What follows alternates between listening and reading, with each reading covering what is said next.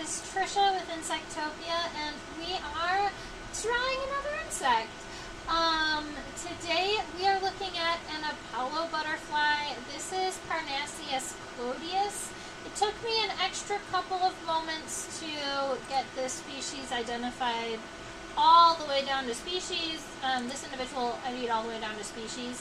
I was going between two different Parnassius butterflies, but I just learned about 5 minutes ago the difference between Parnassius clodius, let's see, Parnassius clodius and Parnassius smintheus. The difference between the two species in the region that this was collected is in the antenna. So this is the clodius Parnassius, which is the antennae are fully black, but the other species in this same genus, the butterfly is gonna look exactly the same, with the exception that the other species has a black and white striped antenna, and this one just has pure black antenna. Hello, Susan. I hope you are doing well today. This is the butterfly that we are looking at. It's honestly probably my favorite butterfly in my collection. I picked it up this year in Oregon. Apollo butterflies, or Parnassius butterflies, depending on what common name you're using, are a high altitude butterfly. So you need to be up in the mountains to collect them. Yes! Susan, you've looked for them in Colorado. I picked mine up in Oregon on a mount, Mary's Peak. I think it was Mary's Peak that I picked up this butterfly. I am about 2 weeks out from actually having my locality labels on my collection from last year. So once that hits, I won't have these little numbers on the bottoms of my specimens anymore. Oh, right. One of the really cool things about Parnassius butterflies is that they are a swallowtail butterfly. Alright, they're technically in the family for swallowtails, which is Papilionidae. I'll go ahead and type that out if you're journaling and you want to kind of write that in. Our family that we're working in is Papilionidae, and this individual specifically is a swallowtail without tails, which I think is really cool. I think that the insects that are I like the insects that break the rules, right? So if you have a rule, like, I love best beetles because they're immature stage. Their best beetle grubs only have 4 legs rather than 6. So they break the rule that all insects have 6 legs. We love rule breakers. Smintheus, I think, is the one you've seen. Oh, cool. Yeah. So, very, very good. I was going back and forth between Smintheus and clodius on this one, but we did finally land on it. So, let me go ahead and get... Oh, another fun thing about this specimen is that a lot of the Apollo butterflies have clear regions of their wings. So if I put my finger underneath the wing here, you can see that this portion of the tip of the wing here is totally see-through. You can see through it. And we'll actually put that underneath the microscope too, so that you can see the fact that this wing is totally physically clear. A lot of people argue with me when I say, yes, butterflies have membranous wings, because normally I say all the membranous wings are see-through and you can see the veins. Whereas butterflies have scales that cover their wings, which makes them not see-through anymore, but if you rub the scales off, they are see-through. Alrighty, so way up here at the top of my paper, I'm going to write...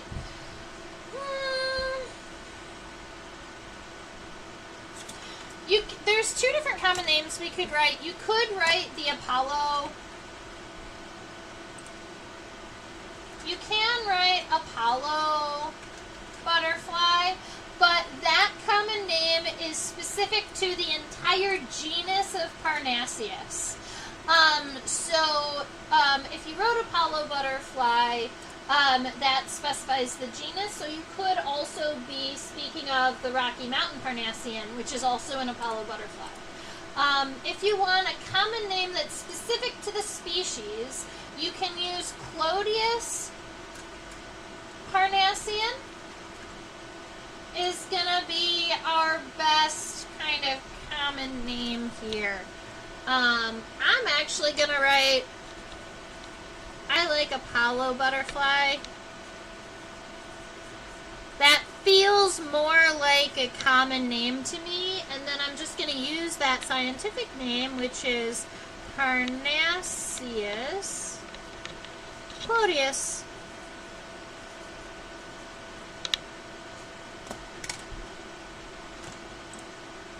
I'll write that scientific name here too for you.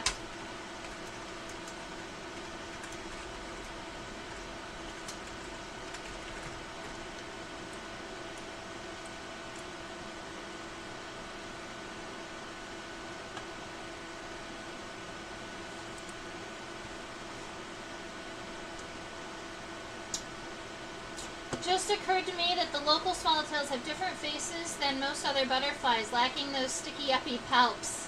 But Parnassians look the same?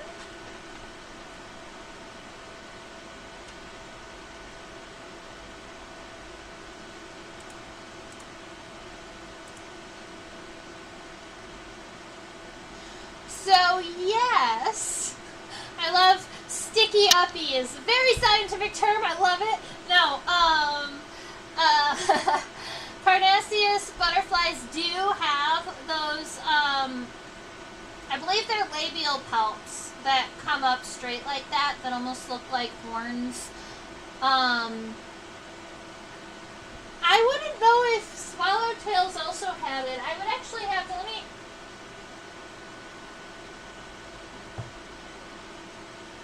You're right. This black swallowtail here does not have those really large palps. So I guess that is going to be one of our differences between that genus and others in the family. Good observation. I want to zoom into these clear portions of the wing really quick because I think that this is super duper cool. I did change the background of the screen to black. Maybe white is better though.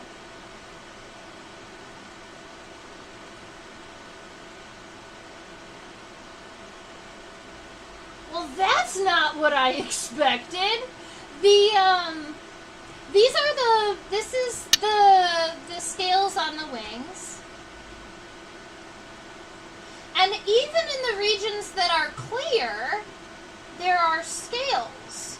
In fact, the scales in the regions that are clear are black. That's awesome. Let's look closer to the end. Yep, so even this wing all the way out to the wingtip, that is totally clear. I can put my finger underneath it to show you. You can see through that.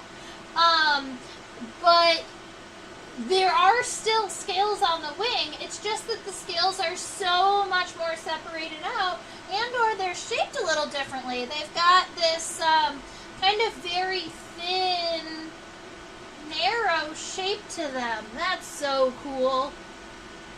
I wonder what that is. All the little dots on the wing.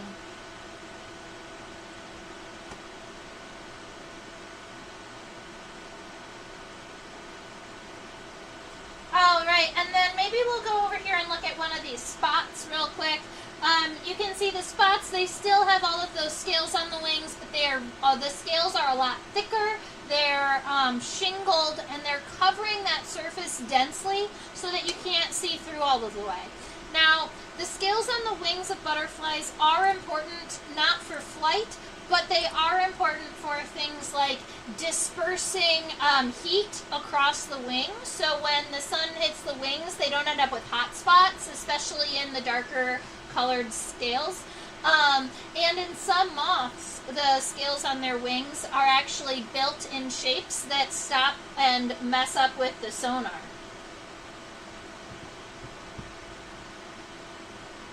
Scales more like CT. Exactly. In fact, the scales on butterflies' wings were originally hair. So they started off as hair and then evolved and adapted over time to become the scales that we see today.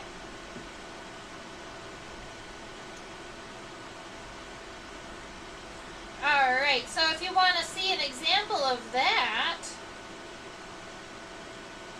we can see something like this. This is the fringe on the back of the hind wing of the Parnassius butterfly. And you can see here that you've got this little bit of a...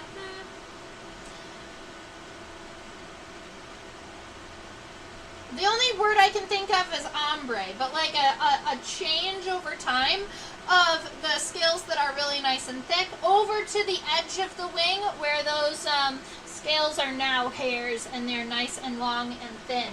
And those hairs are going to reach, like you can see them, all the way at the wing tip. They get a little shorter, but those... Let's see if we can get those in focus right there. Yeah! So this is a scale that ombres all the way over to where you can see those hair, that line of hairs at the edge of the wing. Super duper duper cool. Alright, so that is a little bit of an overview of our specimen before we get started with our drawing.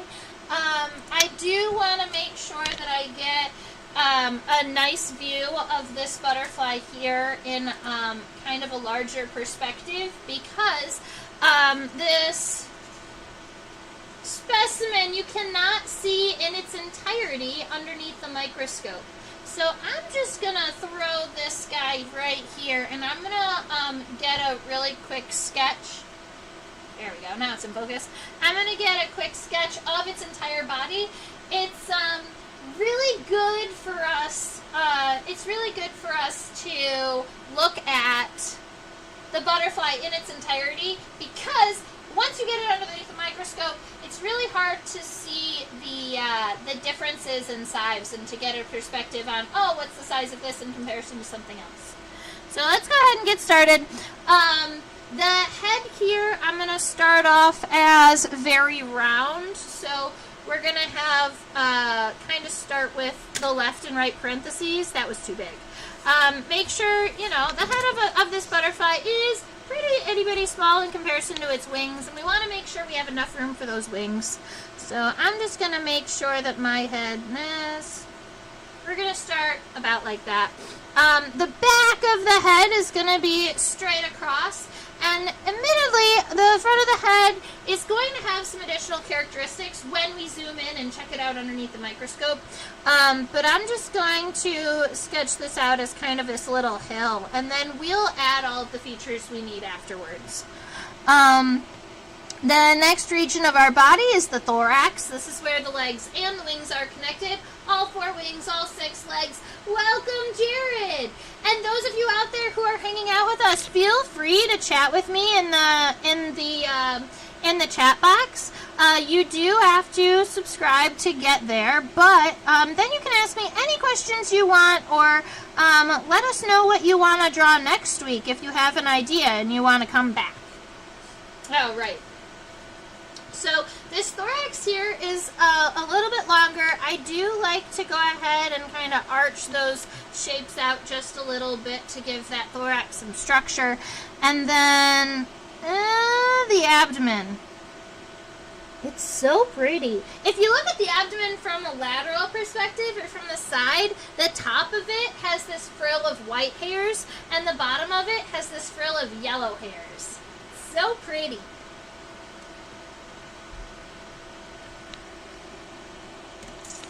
All right, the abdomen is going to be longer than the head and the thorax combined, so I'm just going to take a real quick measurement of, all right, this is my head and my thorax. I'm going to scooch it down. I'm going to make it a little longer. I'm going to go right about down here for the length of my abdomen.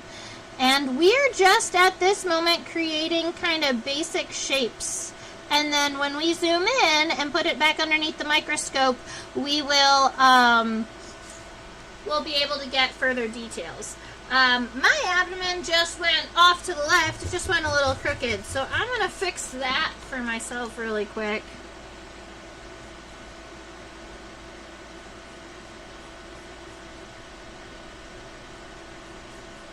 Alright, so we've got a little bit of that body happening, and now we get to these wings. The front wings and the hind wings, I don't know, after looking at them, I would almost argue that they have very similar, they almost have very similar sizes. Maybe the front wing is a little bit larger than the hind wing. But if you, like, reorganized the structure, I think it's pretty close. Alright, I'm going to put it over here so it's not in our way. I'm going to be putting the wings on the right-hand side here.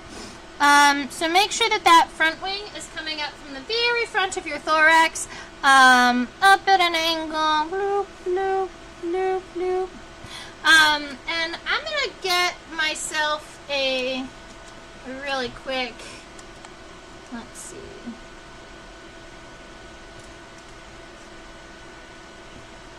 What about there? Yeah.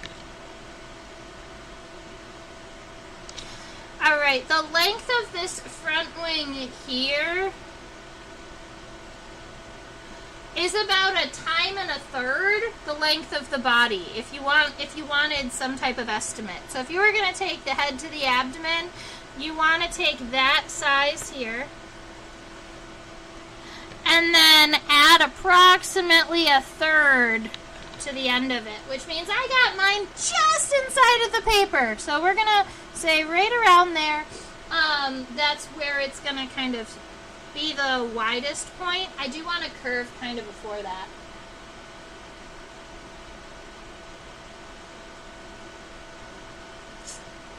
Welcome, Dad. All right, the hind edge of the front wing is going to be straight across, right about here in the middle of the thorax. I want it to go straight out about 2/3 of the way, and then I'm going to start arching it out. I think that my wing just got really long. Something wonky just happened.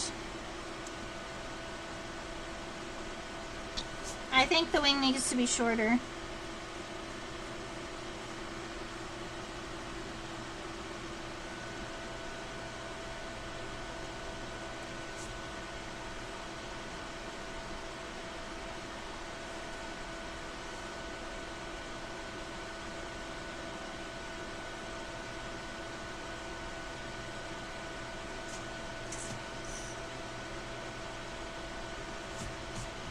This is the time I'm playing around with wing shapes a little bit to make sure that my wing is just about right. If you have any questions or comments about this butterfly, you can always go ahead and let me know. I love hearing everybody's questions. I'm thinking that I needed this wing to come up at a stronger angle.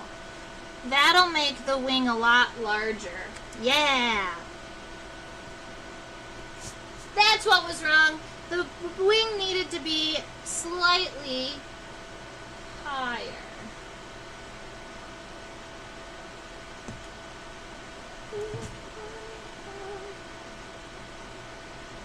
Alright, so I think that's right about where I'm going to be leaving my sketch.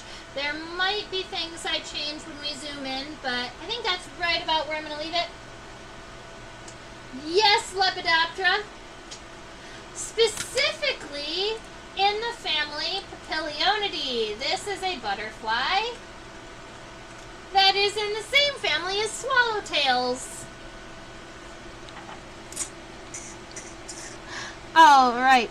I I'm going to start my hind wing out here just so that it kind of comes right about where it separates from that front wing. Notice that the hind wing does go lower than the abdomen, so don't try and start ending your front wing early. Your hind wing is going to want to come lower than that abdomen, and maybe even lower than that. Maybe my abdomen is going to get shorter. I might be about to shorten my body a little bit. But that's where we're going to start. We're going to give that hind wing a nice big arch. And then I'm going to come way back up here because the hind wing connects back up here to the thorax, not the abdomen. Way up here, we're going to give it an angle that comes down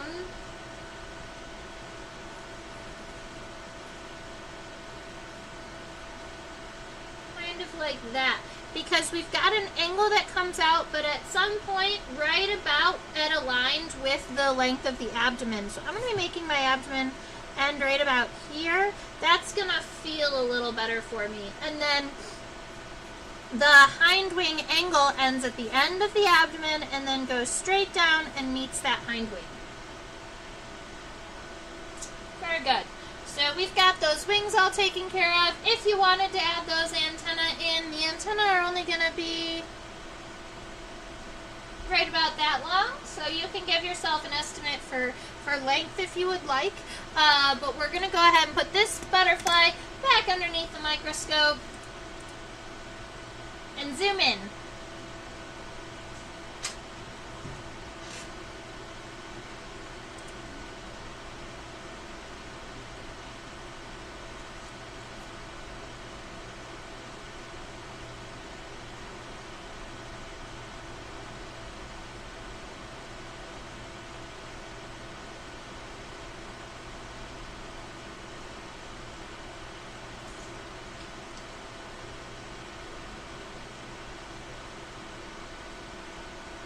Cute.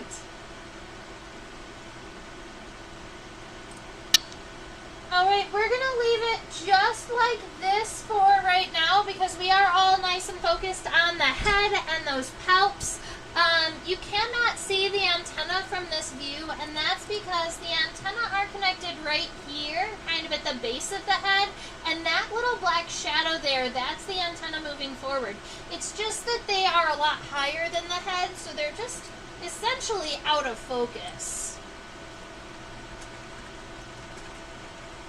So I'm looking here at my sketch and thinking, wow, that head along the front is a lot straighter than I originally had thought when we were looking at it from far away. So there are going to be some things that I fix about my butterfly's head, including the top of that. I'm just going to actually make that nice and light first.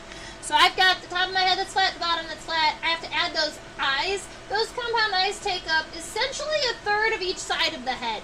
So I'm going to come in here and give myself, separate out a third on either side. Now, for me, I normally don't like to follow that outside line that I've already planned because I like to make the compound eyes look like they're bulging away from the head just a little bit. So I'm going to erase that outside line, and I'm going to make the eye just a little bit rounder and a little bit further past where that original line was planned. And I'm going to do the same thing on the other side. I've always found that this makes my eyes look more realistic. Alright, inside of the compound eyes, I like to crosshatch or add diagonal lines in both directions. This is going to show all of the little single individual lenses within a compound eye. Those are called ommatidia, the individual lenses within a compound eye. Now we also have those palps that Susan was mentioning. If I point them out, they are right here. They look like these little fluffy bits. 1, 2. They are on either side of the mouth part, and I do believe that they are labial palps. They are protruding from the bottom of the mouth parts, or the bottom, essentially the bottom jaw of the butterfly's mouth parts. They come up from the bottom of the head and they swirl up. And between the labial palps is the proboscis. And you can actually see that right here, this little black piece in between. That's the butterfly's proboscis. And what's even cooler is you can see that it's two. The proboscis is actually kind of like three parts. There's two parts on the outside that create a shield, and then when those open, there's a little straw on the inside that is actually what's doing the drinking. So what you're seeing here is essentially the left and right sides of the sheath that protect the drinking mouth part, but it's all considered the proboscis. Fabulous. Let's go ahead and sketch that in. Little bug ants. We love them. Alright, I'm going to make that straight line across nice and solid because we know that's actually pretty gosh darn straight. And then we've got these cute little labial palps with those hairs.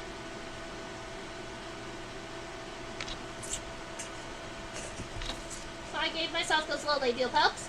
And then I'm going to add the top of that proboscis here, which I'm just drawing as, if I was to zoom in on this region here that I just sketched, it would look a little bit like this. Let's see. We've got the palp with hair.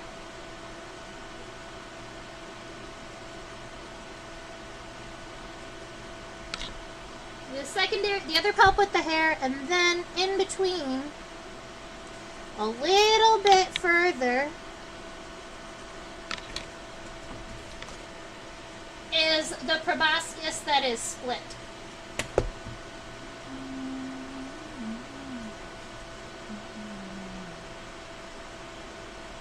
Proboscis and labial palps.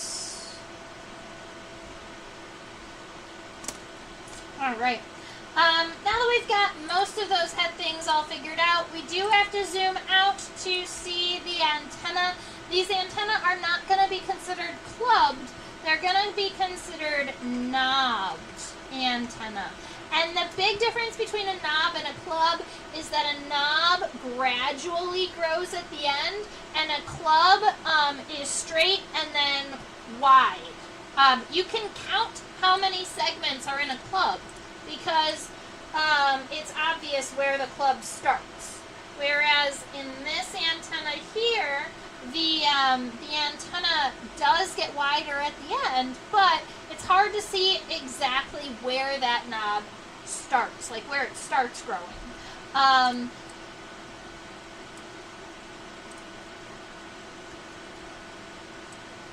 Clavate.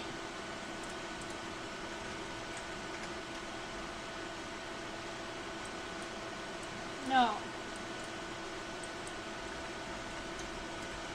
I feel like clavate is clubbed. Capitate.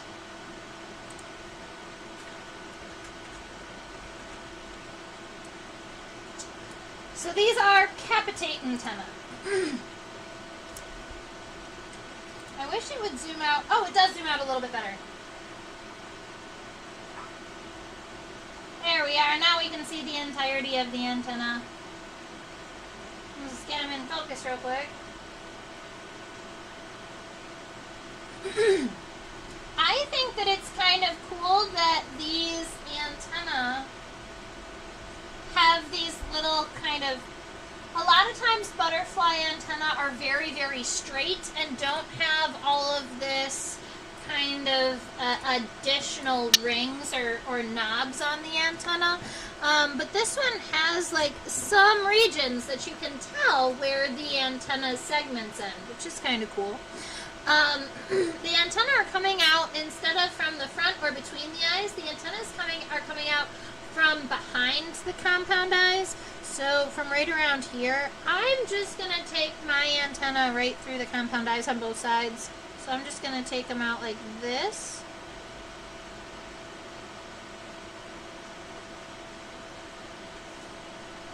Like that, doubled up. And then once you get close to the end, we just want to make sure that those expand gradually at the end. Another thing is I'm going to be adding the individual segments here. And when I add these segments, instead of just subdividing them within the line, what I'm going to do is right here where you've got those really kind of wide pieces of the ends of the segments, I'm going to kind of go a little bit wider.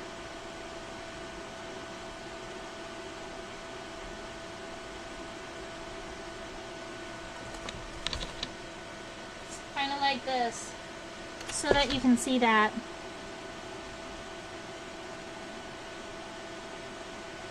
That's cool. And then I'll get the other side.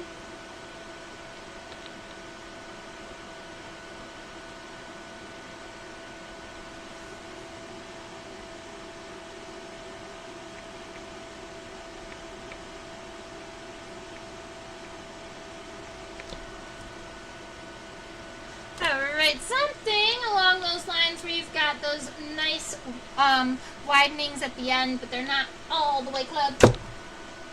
Fabulous. I want my antenna to be longer. I think I ended up shortening them on accident. Especially this left side.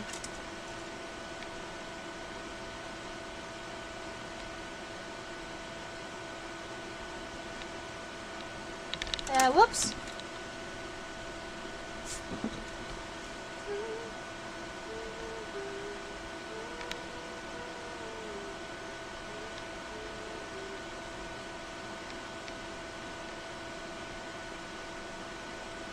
Alright, so those are my antenna. Now we're going to move on to our body here, to the body.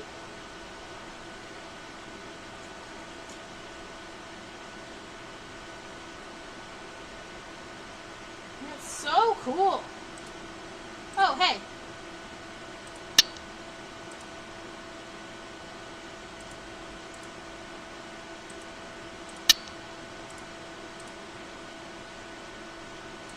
Have I not been here? Did I disappear at some point in the live stream?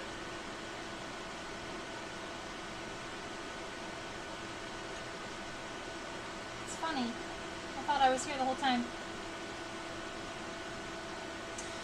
Alright, the thoracic region of this butterfly is very dark. It's very black. It's kind of hard to see what's happening. But what we can see is that there is a lot of setae.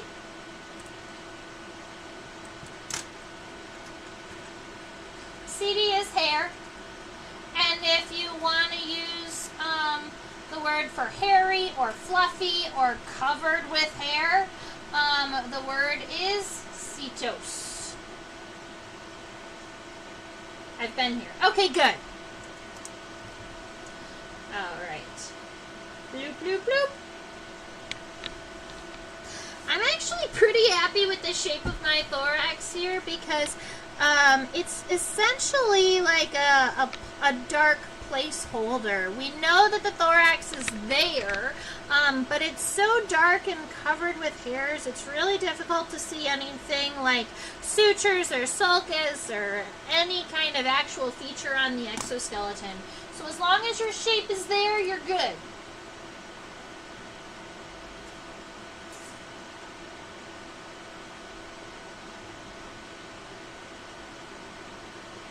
Alright, and here's the abdomen. Even underneath the microscope, you can actually see where the white and the yellow hairs are. So if we're looking, this black region here actually does have white hairs coming off of it. From this angle, this portion looks black, but you can see around it, there's all of these white hairs here, these white setae. And then if you follow along in this direction and all the way along the underside of the abdomen right here, there are bright yellow, almost golden hairs.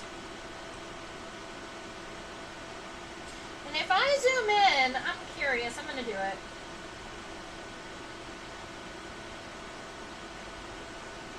Whoa! you two.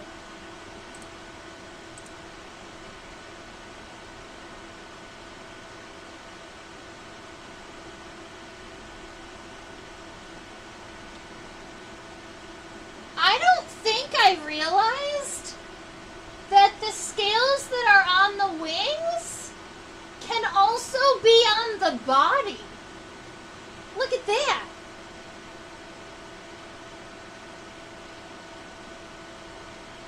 So if you zoom in and you focus underneath the hair on the abdomen, you can see the individual scales. So the body is covered in scales too.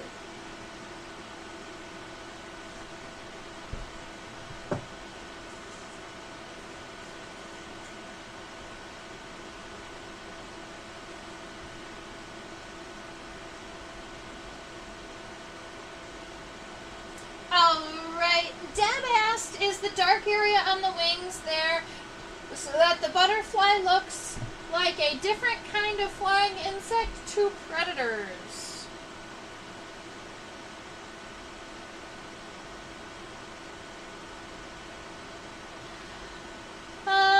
I can't think of another flying insect in the region that would look similar to that. I would say that the red spots on the hind wing are probably defensive. Those ones are probably there to look like eye spots, but I can't imagine the black lines have anything to do with predator, with predator confusion. Alright, let's see. Okay, so the abdomen is a little bit narrower right here in the center, so I'm just going to kind of sketch a little badoop in there so that I remember to add that. We've got a little bit of narrowing here, and then it comes out nice and wide. I am going to be happy with the length of my abdomen because I fixed it for my hind wing. So we're just going to sketch it in. Now,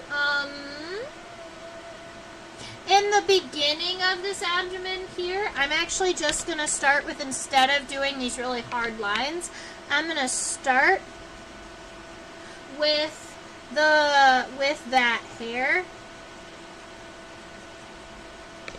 that almost looks like a triangle here.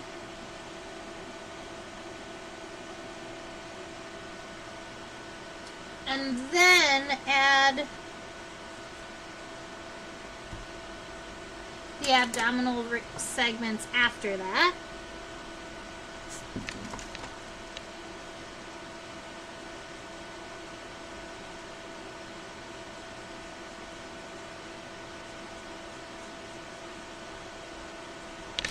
Because right at the end, right about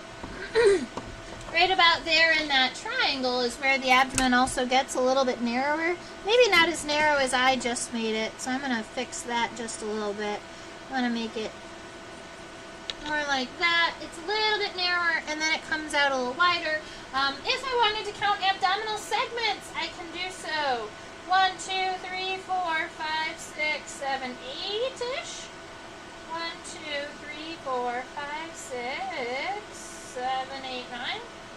1, 2, 3, 4, 5, 6, 7, 8, 9. We're going with 9. Oh, right.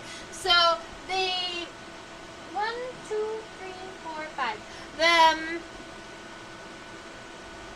This triangle here of hair is actually going to be a little bit longer.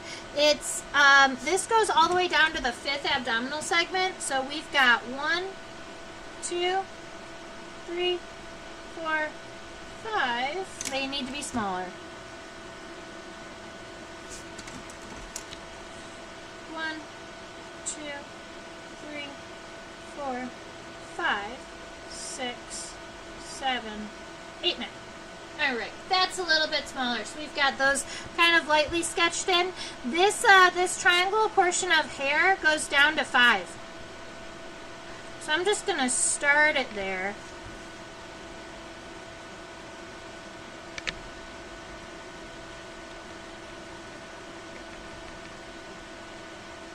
And if you have a white pen with you, those are white hairs. I just don't have a white pen with me. And then we've got some extra seeding along the end of the abdomen here that kind of cover that last abdominal segment so that it's really tricky to see. But something like that is going to be how I leave my specimen.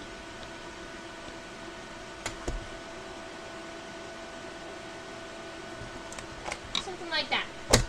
All right. Let's look over at this front wing.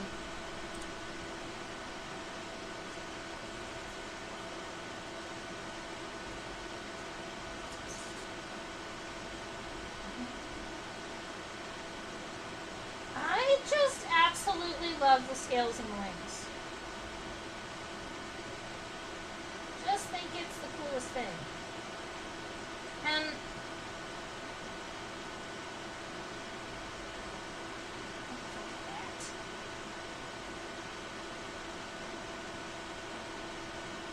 it's just so fun.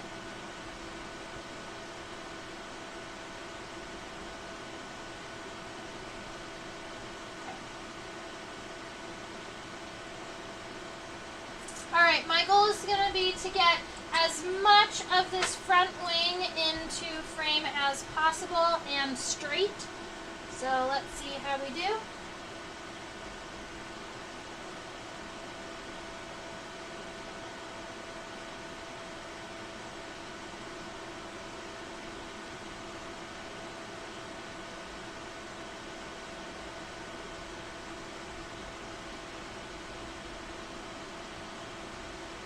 So we can see kind of how the wing starts. What I really want is to get this whole discal cell in here, right there. What about like that? If I could just move it a little itty bitty bit more. Oop, is that too much? Oh, that's going to be great. Okay, so that's where I'm going to leave it for here. We are drawing the front wing.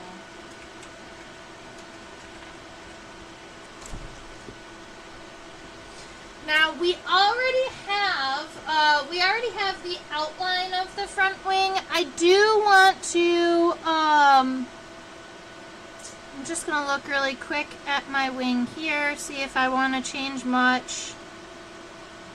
I think the only thing I really want to change from my sketch is that I'm noticing now that the front wings have this more of a rounded edge, and I came pretty straight down with this shape.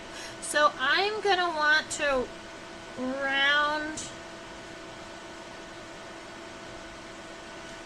round out that front wing just a little bit more. Okay. We still have that part of the hind wing. Alright, I'm happy with this shape. I'm going to darken this. I'm going to give myself this outline here so that we can start adding the wing venation.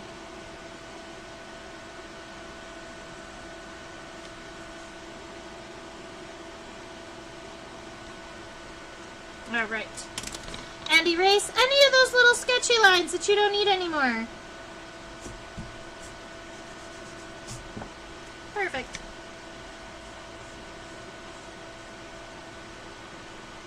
Alright. Now we can use that microscope image a lot easier. The view that we are seeing goes up about halfway up the wing.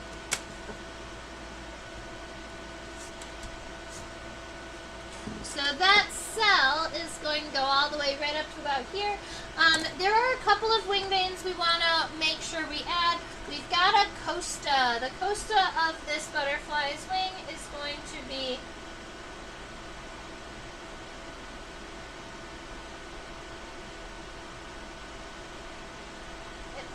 looks like the wing extends past the costa a little bit.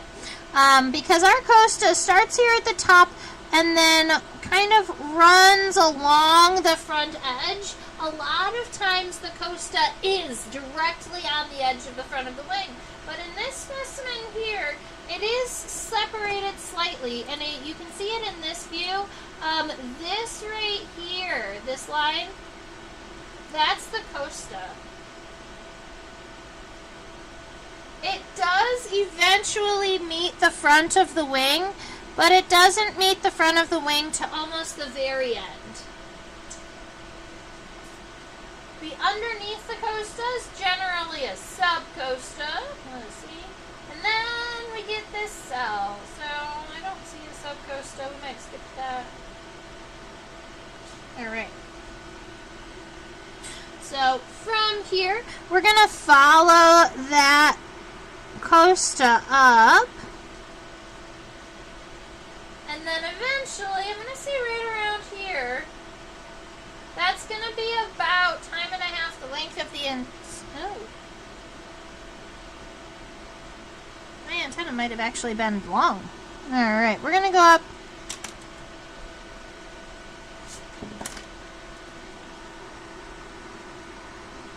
Right about till there. It's got to be a little bit longer than the antenna at least. And that's going to be where our first branch comes off. And so that's going to be right about at this one. But I'm going to kind of continue this internal shape here. So this point is where that first vein is going to come off. And then we're going to come at a slightly different angle. We're going to come kind of, not directly horizontal, but more pointed towards the edge of the wing here. And that is where we're going to have two veins that come off. And then here is where something funky happens. Instead of this vein coming straight down, it becomes this little bit of a V here. So it's going to come in and out, kind of like Pac-Man's mouth. And then this is going to round all the way back, and it does, let's see, it is, so it's going to come down at an angle. That's where the next one comes out. We're going to get one more. We're just essentially working our way back to the base. So now we have this nice big long shape here. And you can see how all of these veins kind of radiate off of this one cell. So now that we have the cell all taken care of, we can look closer to the edges of the wing, and I want to show you that all of the veins that are coming off of that cell, that's what these are here, this one and this one and this one, when they hit the edge of the vein, they're mostly equidistant apart from one another. No matter where they separated off of the cell, once they make it to the edge of the wing, they're fairly equidistant. And so what we can do is we can start from the top of the wing and count how many of these veins hit the edge. If we start off at the top, way up there at the top, that's 1, 2, 3, 4. I'm going to do it on a microscope. It'll be easier for me. 1, 2, I'll turn this off.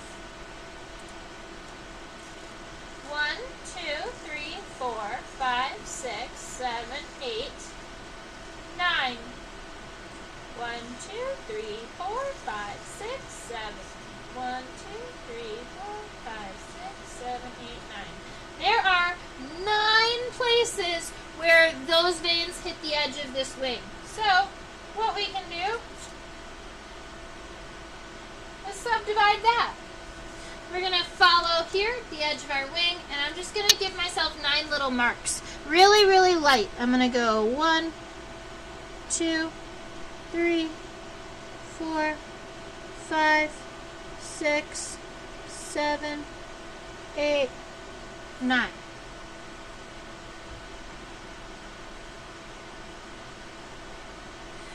The 9th one should hit right about where the hind wing is coming out. So if I made mine just a little bit small, I'm going to erase these light ones, and I'm going to try one more time, giving just a little bit more space in between them.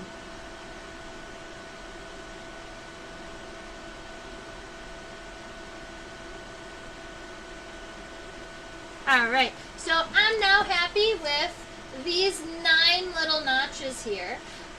So we're going to be able to take them from here and go out here.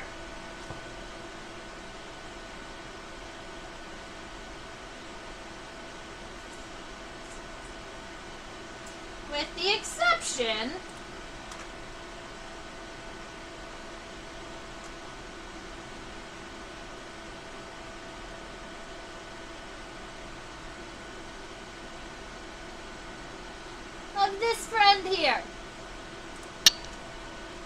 this vein that comes off of the top of this cell, instead of making it all the way here to number 9, this one comes up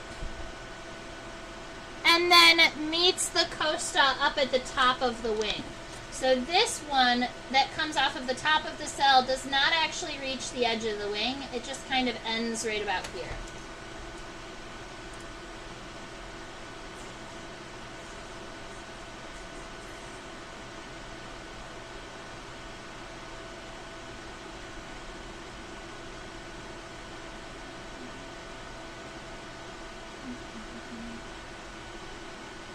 I love when butterflies don't have like crazy colors on their wings and you can easily see the wing venation.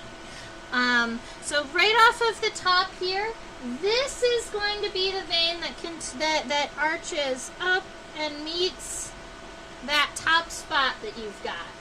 Now, coming right off from the tip of this V, there's actually going to be 2. There's one that kind of comes up about halfway and then splits into the one that goes to 2 and the one that goes to 3.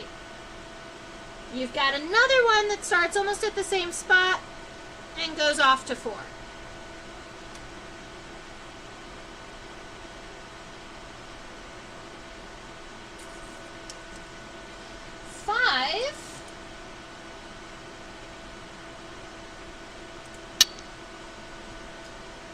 Comes off right above this V point right here and arches down.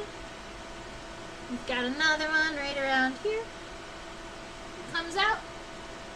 And then we've got this kind of space here. We added kind of this one more angle before coming back in, and this is going to be where 2 more veins come out. So these 2 here come out from the bottom and then right about here in the middle. So we're going to say right around here and right around, oops, broke my pencil. Right around here. All right, so you might go, but Trisha, we only have 8 here, and you told us that there was going to be 9.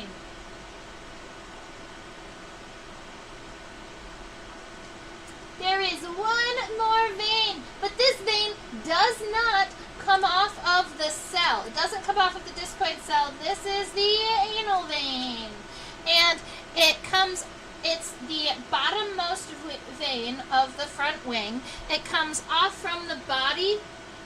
It comes off from the body right here and then arches up and then comes down to meet right here.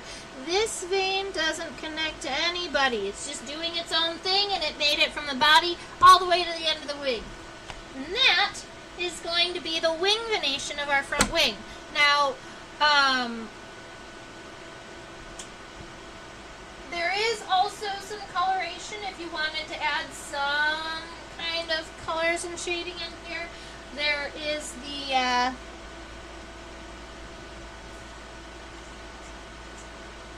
there's a dark line that happens to exist right around here, between where these are, and a dark line that is right about here. So there's kind of these 2 stripes on the wing. And a lot of it is white, and I'm not drawing the right.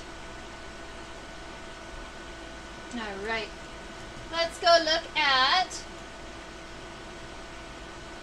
the hind wing. Comstock. The tie to caddis flies and moths is that anal vein. Oh, that's cool! I don't know if I knew that.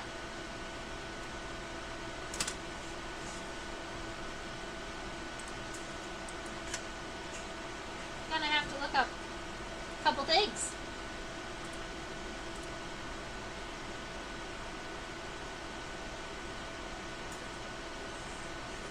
Alrighty then, we have this hind wing here. Now, the hind wing in totality does also have, it also has a cell. It's got 2 spots. This one way up here, the nice big red one with the black border, I would argue that that is for, that is to to scare away predators, because though that sure does look like a scary eye to me. So there's that. There's also this cute little dot that's a little bit lower, and I'm not sure exactly what it looks like, but I do know that butterfly wings are one of my favorite things to zoom in on. So we're going to do it again. So cool. All right.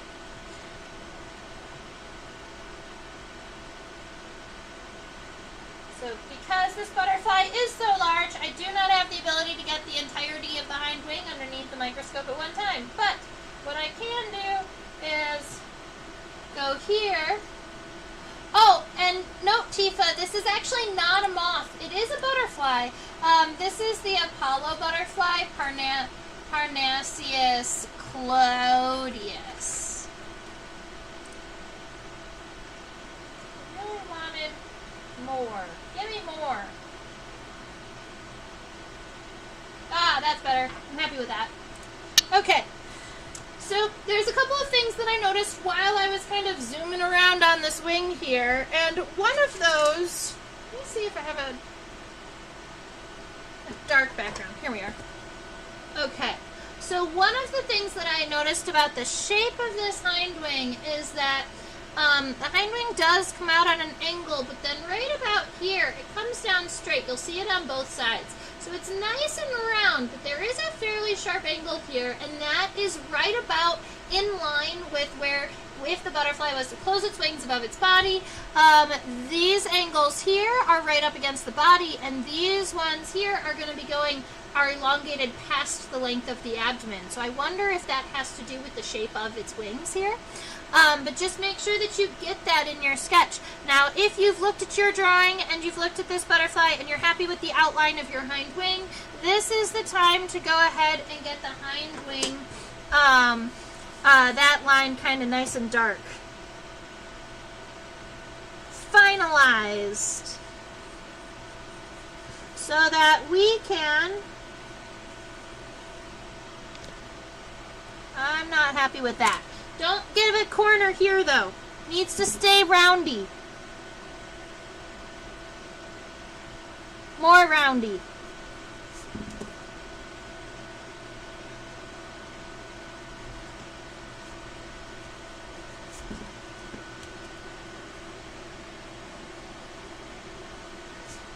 Happy with that. Alright, so that is going to be the outside of my hind wing. I'm going to sketch the cell on this one just a little bit faster, starting right around here. And we're creating this cell. So the first one, it almost looks straight, but it does have a little bit of an upward arch here. So I'm just going to give it kind of like that. I made it a little bit too wide. I accidentally doubled up my line. There. Okay.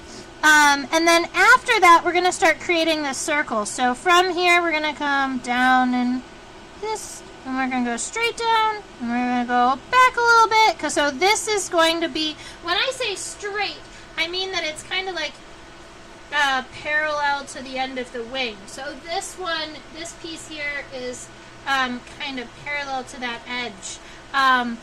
Because these two are going to be the straightest veins coming outwards. So right here. It comes in a little bit, goes back up towards the body, and then is going to arch back up. There we are. So that is going to be the shape right there that you can see on the microscope. You're welcome!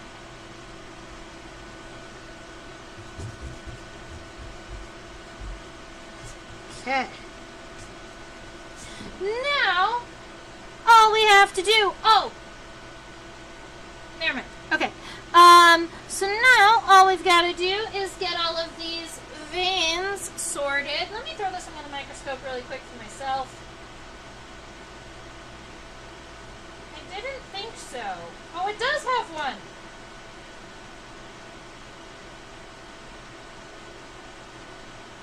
Interesting.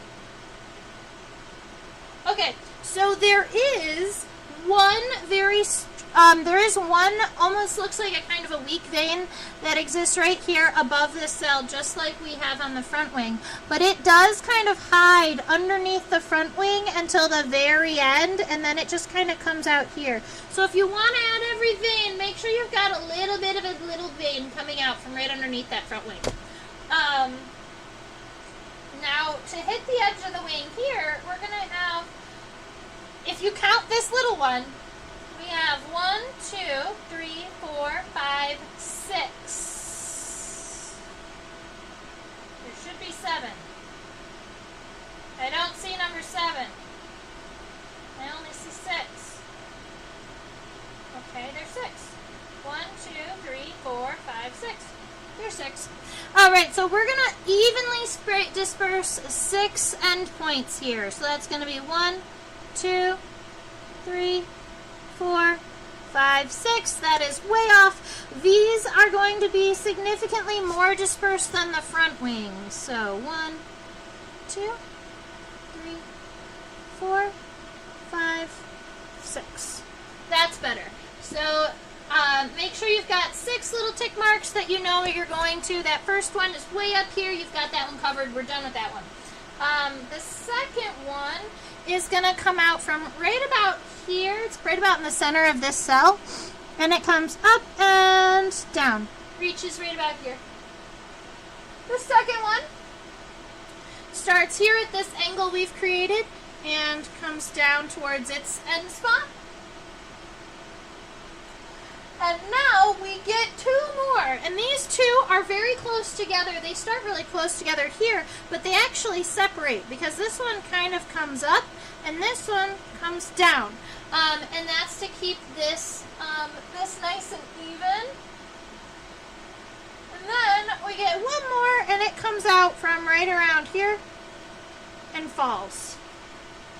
Now, if you were wondering about whereabouts the eye spots are, the little itty bitty teeny eye spot exists right above this vein here. So right about here is where the little eye spot is. We can go and look at it if you'd like.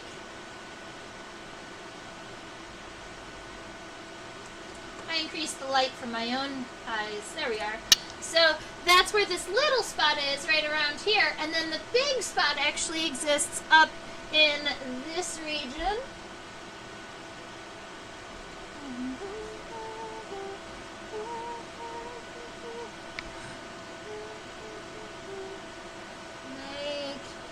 And it almost looked circular for a while, but I'm thinking it's more D-shaped. It's kind of straight on that left side a little bit. Then I'm just going to kind of give myself a little shaded guy right here. And then that red goes right there in the center. Fabulous. I'm going to erase these little lines on the outside of my wings that I don't need anymore. And for a little finishing touch, I'm going to add some hairs on the inside of that hind wing. Nice long ones. We looked at them earlier in the class, the very beginning, those nice long hairs here. And there is a very, very, very fine frill that goes all the way around the entirety of the wings. So if you wanted to go about and give yourself just a little itty bitty frill along the outside of the wings, that is a perfectly fine thing to do.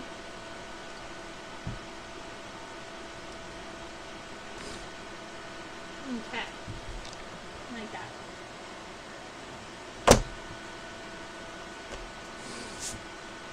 It's so pretty. I love it. All right. It has reached the portion of the live stream where I have mostly finished my sketch. I generally only do one side because it's easier for me to finish one side. I think that most people can finish 2 in the same time I do 1 because I'm also talking. How long is the frill? Along the outside of the wings?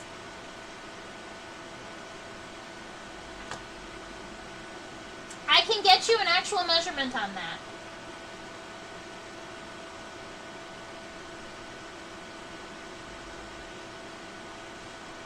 Alright, so this is, I want to get it a little bit more in focus for me.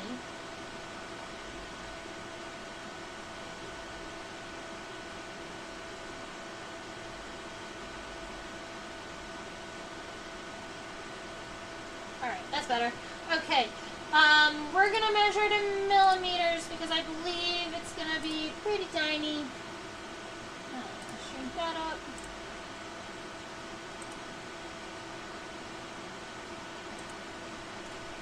Okay, so if we are specifically just looking at the frill on like the length of the hairs along the edges of the wings here, that comes out at approximately somewhere between 0.28 and 0.36 millimeters. I'm going to say 0.3 millimeters is going to be kind of your average length of the hair along the outside ring of the hind wings. So, those little hairs, these little itty bitty hairs right here, are 0.3 millimeters. If we were going to go and maybe measure the hair of something else, maybe we were going to measure the length of the inside of the wing, because those hairs were longer. Now I'm curious. Got to keep it at the same zoom length so that we don't mess up our measurement. Alright.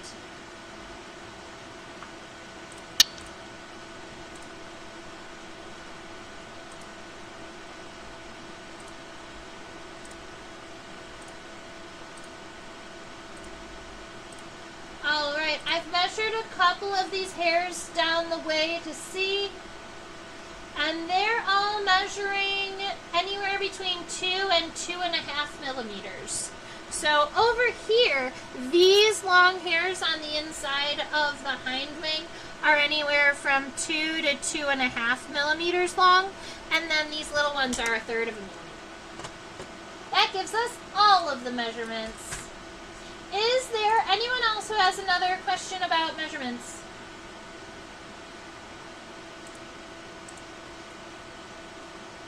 Thank you, Tifa.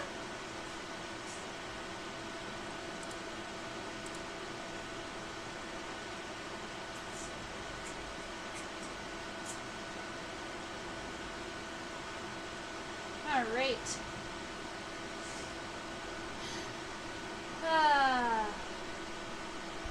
I love the knobby antenna. The little, like, they're kind of bulbous. They make me happy. Okay.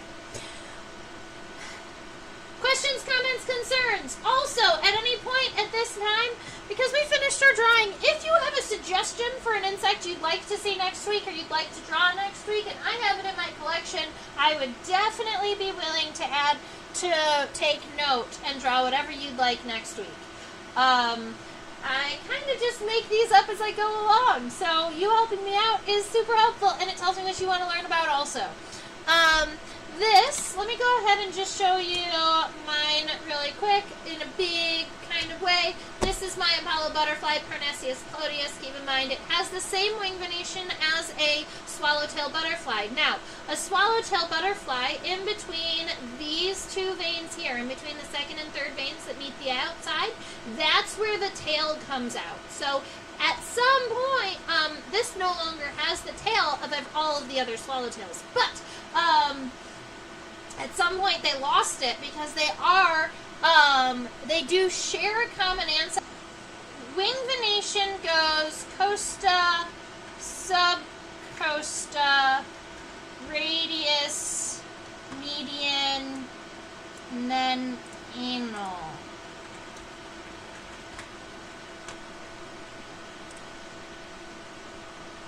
Yeah.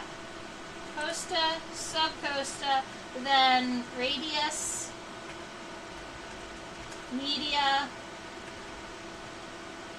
Wow, we're getting too big. We're going to shrink these words. Radia, cubitus, and then anal. So these are generally the wing veins on insects, going from top to bottom. But you'll notice that that's not exactly the case every time. Veins are going to split, they're going to merge, they do all kinds of crazy things. You end up with multiple radius veins and multiple media veins. Honestly, wing venation gets very, very complicated very, very quickly. So quickly that, honestly, I have not actively studied wing venation, because generally when you're going through a key or when you're going through a couplet and they refer to a wing venation, they're going to refer to the wing venation and a diagram. And the diagrams are what absolutely make being able to get through an entomological key.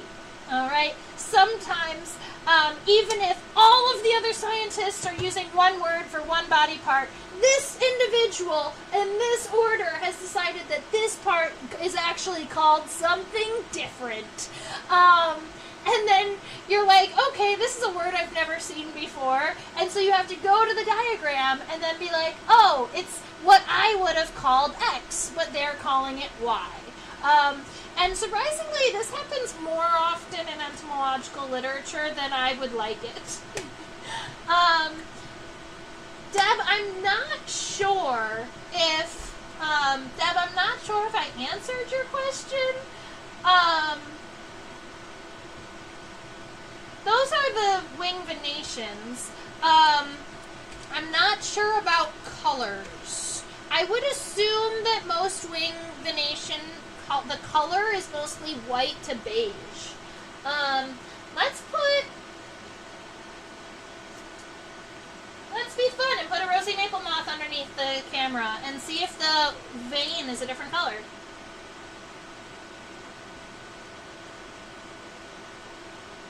So this is the rosy maple moth, and the wing venation on this one also seems to be kind of like a pale orangey kind of color. Kind of the same as the one we just saw. And then if I put this moth under, I haven't ID'd this moth yet, but it's pretty.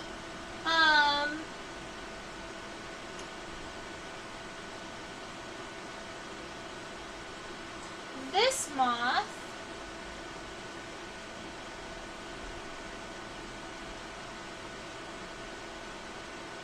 would be really, really hard to tell what color the wing veins are underneath these scales, because the scales are so thick.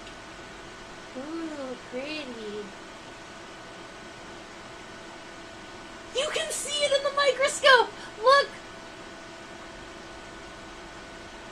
It's metallic-y, vibrant, opalescent, shiny. And these scales seem to have hairs coming off of them.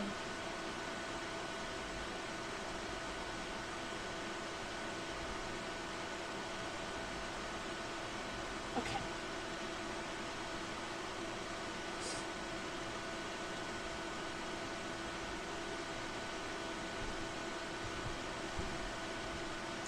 Alrighty. Questions, comments, concerns before I shut down.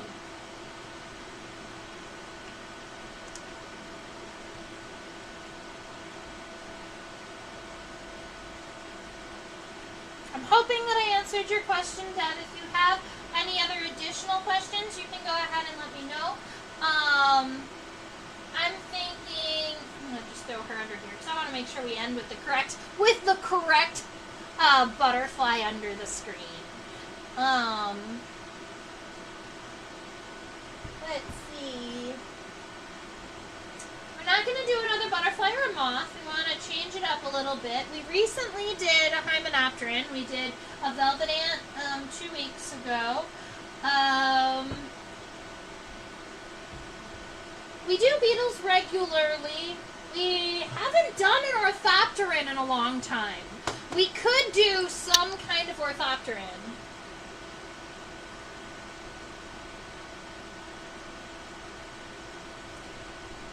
Alright, that's what I'm thinking. I'm thinking, unless anybody has an argument as to why not let's go ahead. We're going to do a grasshopper, a cricket, or a katydid next week. It's undecided.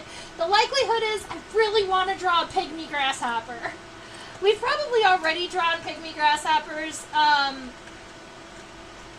We've already probably drawn pygmy grasshoppers in this live stream, but I want to do one again. It's been a while since I've drawn one, and I find them adorable.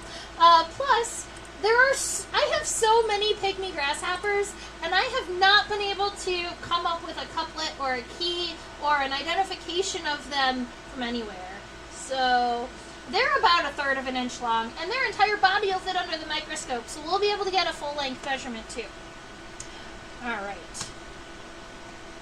so this is where I say goodbye. I do also teach on OutSchool. It's a platform for kiddos, ages 5 to 8, 9 to 12. We meet in live Zoom sessions, and we talk about fun bugs. Today, let's see. Today, with my Junior Bug Club kids, so with my 5 to 8-year-olds, we talked about fruit flies. And we talked about the difference between our native fruit flies that will feed on already damaged fruit and an invasive fruit fly called the spotted winged Drosophila that has a saw and will damage fruit so that it can lay eggs in it. It's got a little saw. So we talked about that today in one of my kiddo classes. And I also did a class on, let's see, who else did we do today? We did Scolopendra, and we did the rosy maple moth. That's why I had it out right next to me. So that's what I do with my students in OutSchool. Over there is your reminder to subscribe to the YouTube channel so everything's okay. To subscribe to the YouTube channel so that you can chit-chat with us in the chat box, and so that you get notifications of when I go live. By the way, that is every Thursday night, with the exception of every now and again I take a Thursday off for things. Every now and again you need to take a day off. But 90% of Thursday nights I'm here. Right there is a PayPal QR code. It's just an opportunity for you if you've really enjoyed this class, if you really want to send me a coffee, a couple dollars. This is what I do full time. I teach on YouTube, I teach on OutSchool, I travel and I teach. This weekend, actually tomorrow, oh my goodness, in 8 hours, my plane leaves and I'm flying to Texas for the World Oddities Expo. So if you are roundabouts in, I believe we're going to Houston. Yeah, I'll be in Houston, Texas this weekend teaching about buggies. So if you're in that region, you can come along and see me. I'm also going to be going to Kansas City, Missouri in 2 weeks. So travel and teach about bugs is what I do. I hope that you all have a fabulous rest of your week. I look forward to seeing everybody next week, and stay buggy. Bye.